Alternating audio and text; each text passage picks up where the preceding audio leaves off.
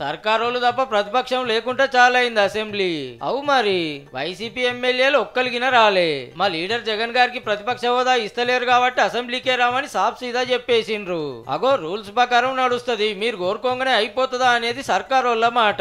అసెంబ్లీలో 175 సీట్లుంటే వైసీపీ గెలిచింది 11 మరి. 18 మంది ఎమ్మెల్యేలు ఉంటే ప్రతిపక్షం హోదా వస్తుందట. అటువంటి జగన్మోహన్ రెడ్డి గారు ఇక్కడ ఇప్పుడైనా ఇది తెలుసుకునే దానికైనా రావాలి అధ్యక్ష.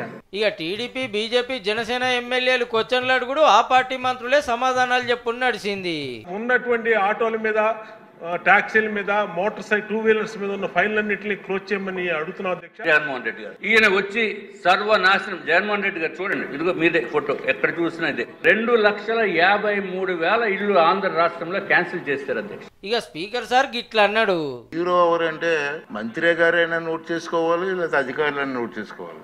ఇక్కడ ఎవరో నోట్ చేసుకున్నట్టు నాకు కనపడలేదు సార్. ఏంటి సాంప్రదాయం ఏంటి?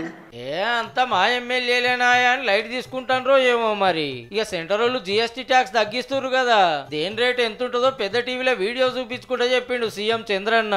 పబ్లిక్ కు మస్తు ఫాయిదా చేస్తున్నారని ప్రధానమంత్రి సార్ ను తారీఫ్ చేసిండు. It will be A game changer, don't object.